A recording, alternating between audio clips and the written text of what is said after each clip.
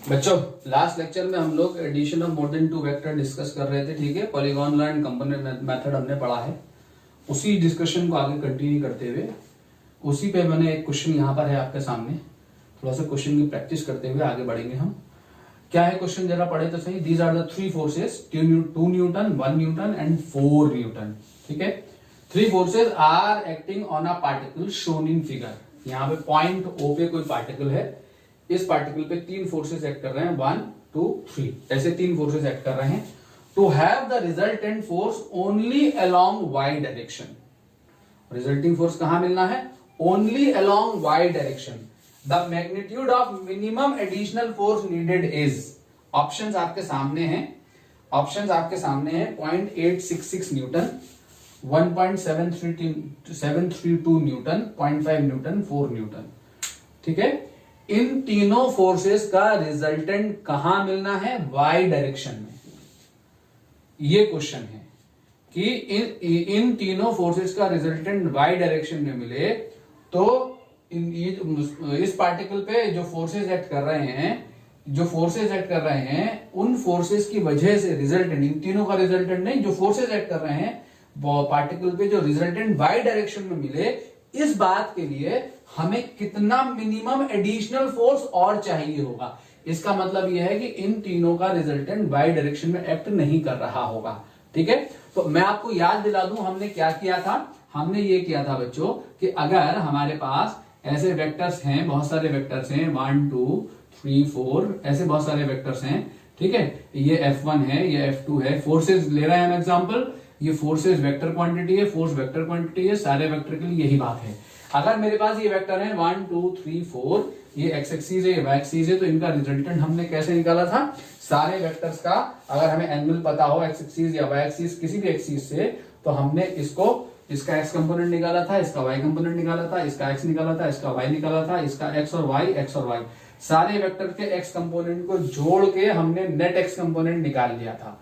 Net x component of all the forces निकाल लिया था, ठीक है। समेशन, ये समेशन का साइन है, of x component of all the forces, ठीक। कैसे निकाला था? जो कंपोनेंट पॉजिटिव डायरेक्शन में आया था उसको पॉजिटिव साइन के साथ लिया था, जो इन फोर्सेस का जो कंपोनेंट नेगेटिव डायरेक्शन में आया उसको नेगेटिव साइन के साथ लिख के यहां पे हमने निकाल लिया था, ठीक है। यहां पे हमारा आ गया, ठीक। इसी तरीके से हमने नेट वाई कंपोनेंट निकाला था, ठीक है। नेट वाई कंपोनेंट निकाला था कि हमने सारे के सारे फोर्सेस के वाई कंपोनेंट को ऐड कर दिया था एल्जेब्रिकली। कैसे ऐड कर दिया था? वाई डायरेक्शन वाले कंपोनेंट को, पॉजिटिव कंपोनेंट को पॉजिटिव साइन के साथ और नेगेटिव वाई वाले को नेगेटिव साइन के साथ, ठीक। तो हमारा अगर ये Fx और Fy पता लग गया तो हमारा रिजल्टिंग फोर्स क्या था?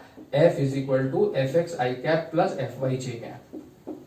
ये हमारा रिजल्टिंग फोर्स था, पिछली क्लास में हमने देखा था। अब क्वेश्चन अगर हमसे ये कहे कि रिजल्टेंट हमें वाई डायरेक्शन में मिले, तो रिजल्टेंट वाई डायरेक्शन में कब मिलेगा? यानी हमें सिर्फ ये मिलना चाहिए रिजल्टिंग फोर्स। तो रिजल्टिंग फोर्स वाई डायरेक्शन में कब मिलेगा? जब net x component of all the forces जो है वो क्या हो? 0 हो। if net x component of all the forces is 0, then resultant force सिर्फ ये बचेगा ना, y बचेगा, ये तो 0 है। resultant force will act in y direction, act only in y direction। तो y डायरेक्शन में क्या हो जाएगा हमारा कंपोनेंट? y डायरेक्शन हमारा सिंपली कंपोनेंट हो जाएगा F is equal to Fyj cap. Resulting force y direction, क्योंकि Fx 0 होना चाहिए। सिमिलरली अगर हमें net component, net for resulting force x direction में मिले तो उसके लिए y 0 होना चाहिए। इफ Fy बराबर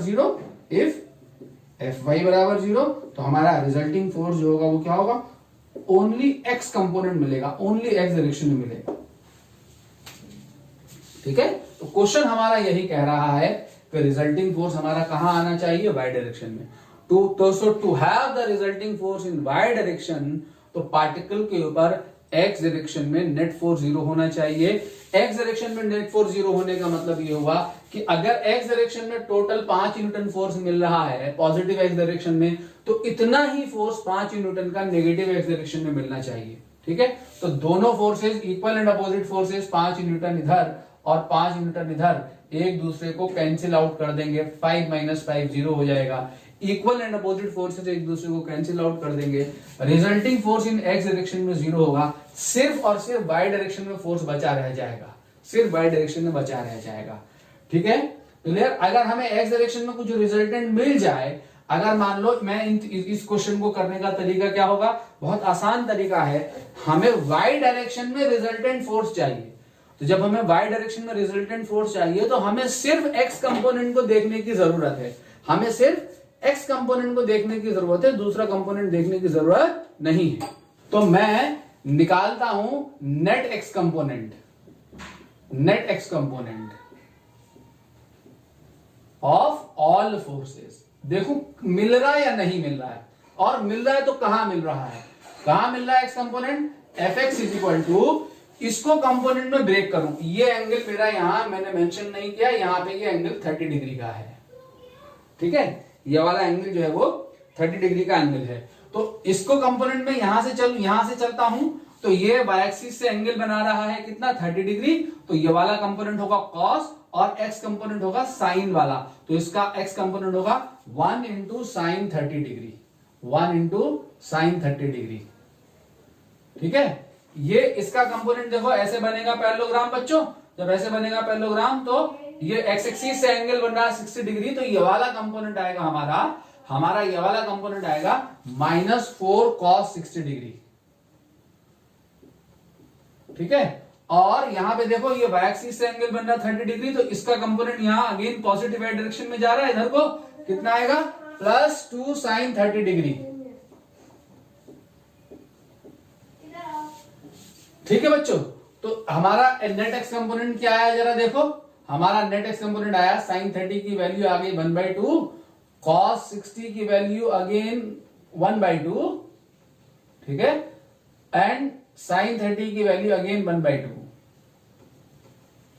ठीक, तो हमारे पास ये आ गया, कितना आ गया 1 -4 + 2, तो F x is equal to कितना आ गया हमारे पास 3 -1/2, -1/2 का मतलब हमारा एफ एक्स कितना आ गया -0.5 न्यूटन।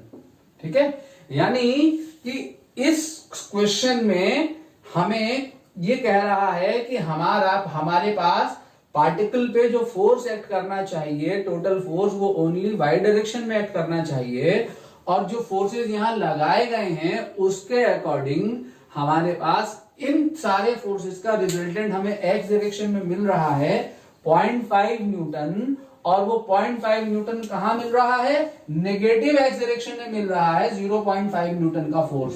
जब नेगेटिव डायरेक्शन में मिल रहा है तो मुझे रिजल्टिंग फोर्स चाहिए ओनली इन वाई डायरेक्शन, तो मुझे एक एडिशनल फोर्स और लगाना पड़ेगा जो इस फोर्स को कैंसिल आउट कर दे। तो इस फोर्स को कैंसिल आउट करने के लिए जो रिजल्टिंग फोर्स अप्लाई करना पड़ेगा, कहां अप्लाई करना पड़ेगा, ये इस डायरेक्शन में अप्लाई करना पड़ेगा, similar force in positive x direction 0.5 Newton, ये एक्स दिशा है, तो इस डायरेक्शन में should be applied,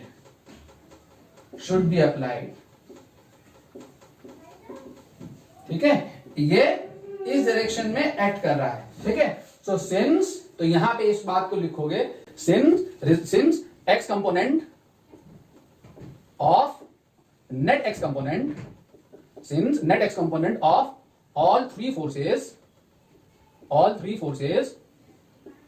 is 0.5 Newton, which acts along negative x direction. ठीक है, negative x direction. So to have the resulting force only along y direction, comma, it should be only along y direction, comma, net x component should be 0. Net x component should be 0. ठीक है, this is possible when 0.5 Newton force should be या must be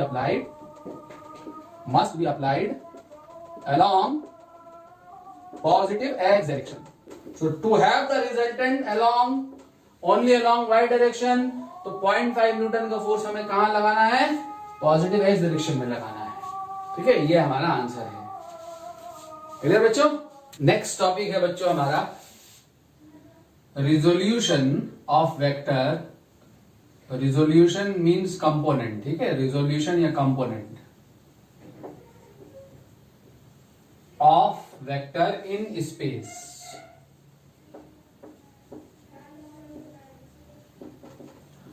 हमने क्या देखा था बच्चों, अगर आपको मैं बता दूं, अगर हमारे आपके पास ये है वेक्टर, कोई वेक्टर है r, r is equal to r x i cap, मान लो अगर ये वेक्टर है तो इसका मैग्नीट्यूड कितना है, आर एक्स है, 2 आई कैप सपोज, तो मैग्नीट्यूड कितना है 2, और डायरेक्शन क्या है इसकी, एक्स एक्सिस। ये कहां एक्ट कर रहा है, अलोंग एक्स डायरेक्शन में। ठीक है, इसी तरीके से अगर हमारे पास आर वाई जे कैप है तो वो कहां एक्ट कर रहा है, वाई डायरेक्शन में। अगर वेक्टर है मेरे पास r is equal to r y j cap, r y कुछ भी हो सकता है, 2 3 4 5 6 या -2 -3 -4 एनी वैल्यू। तो अगर ये 5 जे कैप है तो क्या है, इस वेक्टर का मैग्नीट्यूड 5 है, डायरेक्शन कहां है इसकी, वाई एक्सिस है। और अगर -5 जे कैप है तो मैग्नीट्यूड 5 ही है, डायरेक्शन क्या है इसकी, नेगेटिव वाई एक्सिस है, माइनस जे कैप। ठीक है, इसी तरीके से अगर जेड डायरेक्शन में हमें वेक्टर चाहिए तो वो क्या हो जाएगा हमारा, आर जेड के कैप। ये हमने सिंगल डायरेक्शन में वेक्टर्स को, एक्स वाई जेड डायरेक्शन में वेक्टर को मेंशन करना सीखा था। इसके साथ साथ हमने प्लेन में भी वेक्टर को मेंशन करना सीखा है, पिछले लेक्चर में याद करें। अगर वेक्टर मेरे पास है r x x y plane में है तो वेक्टर क्या होगा, r x i cap plus r y j cap. ठीक है, ये वेक्टर होगा मेरा एक्स वाई प्लेन में। अगर मेरा वेक्टर एक्स जेड प्लेन में है, एक्स जेड प्लेन में है तो उसमें क्या आएगा, उसमें r x i cap plus r z k cap आएगा। अगर मेरा वाई जेड प्लेन में है तो वेक्टर में क्या आएगा, are y j cap plus r z k cap. ठीक है, तो मैं सिर्फ एक्स वाई प्लेन की बात कर रहा था। तो ये एक्स वाई प्लेन में मेरा वेक्टर है, ये वेक्टर, इसका वेक्टर का मैग्नीट्यूड कितना है हमने देखा है लास्ट लेक्चर में, कितना है इसका मैग्नीट्यूड। अगर हमें ओनली मैग्नीट्यूड चाहिए, यहां से तो मुझे पता लग रहा है मैग्नीट्यूड आर एक्स है, यहां से भी पता लग रहा है आर वाई है, यहां से भी पता लग रहा है आर जेड है। यहां से क्या पता लग रहा है, यहां से ये पता लग रहा है कि इस वेक्टर का मैग्नीट्यूड आई के कोफिशिएंट का square r x square plus j के कोफिशिएंट का स्क्वायर आर वाई स्क्वायर, ये इसका मैग्नीट्यूड है। ठीक है, और अगर ये वेक्टर एक्स एक्सिस से एंगल बना रहा है अल्फा, तो tan अल्फा जो है वो कितना है, tan अल्फा है हमारा, अब वो x को छोड़ दो, y ले लो, r y upon r x. ठीक है, तो इन दो इंफॉर्मेशन से इस वेक्टर को लोकेट किया जा सकता है कि ये मेरी x एक्सिस है, ये मेरी y एक्सिस है, ये मेरा वेक्टर r है। ठीक है, ये वेक्टर r है जो कि x एक्सिस से कितने डिग्री का एंगल पे एक्ट कर रहा है, अल्फा डिग्री का एंगल पे एक्ट कर रहा है। क्लियर हो गया? ठीक है, ऐसे ये वेक्टर को हमने पहचान, प्लॉट करना सब कुछ सीखा था। इस वेक्टर से यहां भी हमने बनवाया था और इसको हमने यहां भी पहुंचाया था। नाउ स्पेस में वेक्टर क्या होगा, वेक्टर इन स्पेस। अब हमारे पास अगर वेक्टर एक प्लेन में ना होकर स्पेस में है तो अब उसमें 3 कंपोनेंट आ जाएंगे, r is equal to r x i cap plus r y j cap plus r z k cap. ये हमारा वेक्टर कहां चला आया, अब स्पेस में आ गया वेक्टर। ठीक है, स्पेस में हमारा वेक्टर चला आया। अगर हमारा किसी एक प्लेन में है वेक्टर, ठीक, तो इसका डायरेक्शन बताने के लिए इसका मैग्नीट्यूड कितना है, आई के कोफिशिएंट का स्क्वायर प्लस जे के कोफिशिएंट का स्क्वायर। तो इसका मैग्नीट्यूड कितना है, इसका जो मैग्नीट्यूड है, मैग्नीट्यूड ऑफ आर अगर आपको निकालना है तो जैसे यहां निकाला है हमने मैग्नीट्यूड, मैं यहां वैसे ही मैग्नीट्यूड निकल जाएगा हमारा। मैं डायरेक्टली आपको बता रहा हूं। ठीक है, आपको यहां ये सब करना पड़ेगा। मैग्नीट्यूड ऑफ आर जो है वो क्या हो जाएगा, आई के कोफिशिएंट का square r x square plus j के कोफिशिएंट का square r y square plus r z square. ये वेक्टर का मैग्नीट्यूड है। ठीक है, अब मुझे पता करना कि ये वेक्टर किस दिशा में है, इसकी डायरेक्शन क्या है। तो मैं डायरेक्शन ऑफ आर पता करना चाहता हूं। तो डायरेक्शन ऑफ आर पता करने के लिए बच्चों क्या करते हैं, जरा देखें ध्यान से। अगर वेक्टर हमारा प्लेन में है तो किसी एक एक्सिस से एंगल दिया जाता है। अगर मैं बता दूं कि वेक्टर एक्स एक्सिस से 30 डिग्री के एंगल पे एक्ट कर रहा है तो ऑब्वियसली वाई एक्सिस से एंगल पता लग गया। वाई एक्सिस से कितना होगा एंगल, 90 माइनस 30 मीन 60। अगर ये वेक्टर एक्स एक्सिस से 30 का एंगल बना रहा है तो वाई एक्सिस से 60 का बनाएगा। अगर ये वेक्टर मैं कह दूं एक्स एक्सिस से 20 डिग्री के एंगल पे है तो वाई एक्सिस से बताने की जरूरत नहीं है, किसी एक एक्सिस से एंगल बता दूं तो दूसरे से अपने आप डिफाइन हो जाएगा। ठीक है, तो अगर वेक्टर प्लेन में है तो हमें कम से कम एक एक्सिस से एंगल बताना होता है, लेकिन अगर वेक्टर स्पेस में है, ठीक है, 3 डायमेंशनल स्पेस में है, 3 डायमेंशनल स्पेस का मतलब अगर हमारे पास ये वेक्टर है, ये हमारी एक्स एक्सिस है, ये हमारी वाई एक्सिस है और ये हमारी जेड एक्सिस है, और ये वेक्टर ये प्लेन में नहीं प्लॉट कर रहा हूं, ये हमारी जेड एक्सिस है, ऐसे ले रहा हूं मैं वेक्टर ऐसे। ठीक है, ये एक्स एक्सिस है, वाई एक्सिस है, ये जेड एक्सिस है और ये हमारा वेक्टर है, ये हमारा वेक्टर है। तो इस वेक्टर की डायरेक्शन को बताने के लिए, ये जो वेक्टर है मेरा आर, इस वेक्टर की डायरेक्शन को बताने के लिए इस वेक्टर का कम से कम 2 एक्सिस से एंगल निकाला जाता है। इस वेक्टर को आपने एग्जैक्टली लोकेट करना है तो कम से कम 2 एक्सिस से एंगल यहां पे हमें बताना पड़ेगा। ठीक है, मान लिया ये वेक्टर आर एक्स एक्सिस से एंगल अल्फा बना रहा है, ठीक है, वाई एक्सिस से एंगल बीटा बना रहा है और जेड एक्सिस से ये गामा एंगल पे है। ठीक है, क्या मैंने अज्यूम किया? मैंने अज्यूम किया let this vector r makes angle alpha beta and gamma with x y and z axis respectively. ठीक, इस वेक्टर को अगर आप 3D में दिखाना चाहते हो तो आपको यहां क्यूबॉइड बनाना पड़ेगा। क्यूबॉइड, देखो इसको मैं 3D में, अगर इस पूरे वेक्टर को 3D में लोकेट करना चाहते हो तो मैं क्यूबॉइड बना के लोकेट कर सकता हूं। कैसे? बहुत आसान है, आपको ऐसा क्यूबॉइड जैसा शेप लेना पड़ेगा।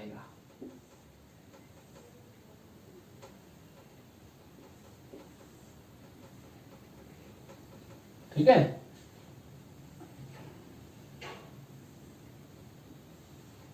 ये आपकी वाई एक्सिस है, ये आपकी एक्स एक्सिस है और ये आपकी जेड एक्सिस है।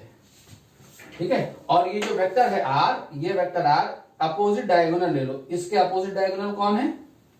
ये वाले डायगोनल तो बैक फेस के हो गए, ये और ये सामने वाले फेस का कॉर्नर, सामने वाले फेस का, आपके सामने वाले फेस का कॉर्नर ये है, देखो ये, और बैक फेस का बॉटम कॉर्नर ये है। तो ये आपका वेक्टर है आर, ये आपका वेक्टर है आर। अब ये 3D में आ गया। ठीक है, तो ये वेक्टर आर एक्स एक्सिस से एंगल बना रहा है कितना? अल्फा, वाई एक्सिस से बना रहा है कितना? बीटा, और जेड एक्सिस से कितना बना रहा है? गामा। एक्स कंपोनेंट कौन है इस वेक्टर का? इस वेक्टर का जो एक्स कंपोनेंट है ये है, ये आर एक्स है, ये आर एक्स है। वाई कंपोनेंट कौन है? ये है आर वाई, और जेड कौन है? ये है आर जेड। ठीक है, तो अगर आपको ये फिगर जनरली नहीं दिया हुआ होगा, आपको वेक्टर दिया हुआ होगा, तो इसका मैग्नीट्यूड कितना होगा? R x i cap plus r y j cap plus r z k cap. अगर वेक्टर है तो मैग्नीट्यूड आपने लिखना under root r x square plus r y square plus r z square. ठीक, डायरेक्शन निकालने के लिए कम से कम 2 एक्सिस से एंगल देना है, एक्स वाई या एक्स जेड या वाई जेड। ठीक, तो कोई भी देना है, अल्फा बीटा या बीटा गामा या गामा अल्फा। कम से कम 2 एक्सिस से एंगल दे दोगे तो तीसरी एक्सिस से अपने आप पता लग जाएगा, जैसे यहां पता लगता है। कैसे पता लगेगा देख रहे हैं, let r makes, let direction की बात करें, ये आपको पता है, ये मैं बता दूं, बोर्ड चाहिए मुझे। लेट, यहां पे इसकी डायरेक्शन की अगर हम बात करते हैं तो let r makes angles alpha comma beta and gamma with x comma y and z axis respectively. ठीक है, रिस्पेक्टिवली। तो अगर ये वेक्टर एक्स एक्सिस से एंगल अल्फा बना रहा है तो अल्फा कैसे निकलेगा? अल्फा निकलेगा आपका ऐसे, cos alpha is equal to, किससे एंगल निकालना है? एक्स एक्सिस से। तो एक्स एक्सिस पे जो कंपोनेंट है r x, this r x upon इस वेक्टर का मैग्नीट्यूड। इस वेक्टर का मैग्नीट्यूड कितना है? इतना है आर। ठीक है, आर को या तो मॉडुलस में बंद करते हैं या इसके ऊपर से एरो हटा देते हैं, तो आर एक्स अपॉन आर। ठीक है, और अगर ये वेक्टर वाई एक्सिस से एंगल बीटा बना रहा है तो cos beta is equal to क्या आएगा? जरा देखो, r y, beta y axis से एंगल है तो वाई कंपोनेंट उठा लो यहां से, आर वाई, अपॉन इस वेक्टर का मैग्नीट्यूड यानी under root r x square plus r y square plus r z square. Magnitude का मतलब ये है। इसी तरीके से अगर जेड एक्सिस से एंगल बना रहा है गामा, तो जेड एक्सिस से एंगल निकाल रहे हो तो जेड कंपोनेंट उठा लो, आर जेड अपॉन इसका मैग्नीट्यूड। ठीक है, ये आपका ये आप यहां से अल्फा बीटा और गामा निकाल सकते हैं। वेयर ये ध्यान रखेंगे, cos alpha comma cos beta and cos gamma are called, क्या कहते हैं इनको, are called direction cosines. Direction cosines, ये कोसाइन है ना, अल्फा बीटा गामा डायरेक्शन है और कॉस कॉस कॉस ये डायरेक्शन के कोसाइन है। ठीक है, तो direction cosine of r, vector r, ये cos alpha cos beta cos gamma vector r के डायरेक्शन कोसाइन है। तो आपको क्लियरली क्वेश्चन में देखना होगा, अगर उसने कहा है कि इस वेक्टर के डायरेक्शन कोसाइन निकालो, तो आपने cos alpha cos beta cos gamma निकालना है, और उसने कहा वेक्टर की डायरेक्शन निकालो, तो आपने अल्फा बीटा गामा निकालना है। ठीक है, वेक्टर की डायरेक्शन निकालने के लिए कहा, एक बार और रिपीट कर दूं, तो आपने एंगल निकालने अल्फा बीटा गामा, और अगर उसने कहा डायरेक्शन कोसाइन निकालो, तो आपने cos alpha cos beta cos gamma निकालना है। ठीक है, अगर मैं इन तीनों का स्क्वायर करूं, इन तीनों के स्क्वायर का सम देखूं, ठीक, तो नाउ इन तीनों के स्क्वायर का सम यानी cos square alpha plus cos square beta plus cos square gamma, क्या देख रहा हूं, इस वेक्टर के डायरेक्शन कोसाइन का सम देख रहा हूं। ठीक है, तो कॉस स्क्वायर अल्फा करा है तो इसका स्क्वायर करोगे तो ये कितना हो जाएगा, r x square upon r square, r x square upon r square, इसका स्क्वायर करा, इसका स्क्वायर इसका स्क्वायर इसका स्क्वायर करके तीनों को ऐड कर रहा हूं, तो इधर ऐड हो गया तो इधर भी स्क्वायर ऐड हो जाएगा, तो r y square plus r y square plus r square r z square plus r square. ठीक है, तो देखो तो क्या आ गया, यहां से आर स्क्वायर आ गया आपका एलसीएम, ऊपर क्या बचा, r x square plus r y square plus r z square, तो r x square plus r y square plus r z square, और r x square plus r y square plus r z square क्या है, under root r x square plus r y square plus r z square, r है vector का magnitude. Modulus में बंद कर दो या ये हटा दो, एक ही बात है। तो अगर दोनों तरफ स्क्वायरिंग करूंगा तो आर स्क्वायर किसके बराबर होगा, रूट हट जाएगा। ठीक है, तो ये जो है आपका आर स्क्वायर है, तो इसका मतलब ये हुआ कि cos square alpha plus cos square beta plus cos square gamma is equal to r square upon r square. ठीक है, ये कैंसिल होगा तो आपका क्या हो गया, cos square alpha plus cos square beta plus cos square gamma is equal to 1। ठीक है, तो वेक्टर के जो स्पेस में जो वेक्टर है इसके डायरेक्शन कोसाइंस के स्क्वायर का सम जो है वो कितना होता है, 1 होता है। प्रूफ ये भी कह सकता है, प्रूफ करिए कि इस वेक्टर के डायरेक्शन कोसाइंस के स्क्वायर का सम जो है वो कितना होता है, 1 होता है। तो इस इक्वेशन के अकॉर्डिंग हमें सिर्फ अगर अल्फा और बीटा पता हो तो इस इक्वेशन से हम गामा पता कर सकते हैं ना डायरेक्टली। इक्वेशन अप्लाई करो, अल्फा बीटा पुट करो, गामा आ जाएगा, बीटा गामा पता हो तो अल्फा आ जाएगा। ठीक है, तो कम से कम ओरिएंटेशन देने के लिए एग्जैक्ट स्पेस में वेक्टर का कम से कम दो वेक्टर से डायरेक्शन दो एक्सिस से डायरेक्शंस का एंगल का देना जरूरी होगा कम से कम, अगर स्पेस में वेक्टर है तो। क्लियर हो गया बच्चों, एक बार और देख लें, ये वेक्टर है, इसका मैग्नीट्यूड हो जाएगा under root r x square plus r y square plus r z square. ठीक है, अगर ये vector x y z axis से एंगल बना रहा है अल्फा बीटा गामा, तो एक्स एक्सिस से अगर एंगल बना रहा है अल्फा, तो cos alpha is equal to क्या, r x x component upon इसका magnitude, cos beta is equal to r y upon r, cos gamma is equal to r z upon r. ये ध्यान रखना है, ये ध्यान रखना है, और ये ध्यान रखना है कि इनके डायरेक्शन, ये डायरेक्शन कोसाइंस कहलाते हैं, और डायरेक्शन कोसाइंस के स्क्वायर का सम जो है कितना होता है, 1 होता है। एक आप क्वेश्चन देखें, आगे बढ़ते हैं। एक वेक्टर है आपके पास a is equal to 2i cap minus j cap plus 2k cap, find magnitude of vector A.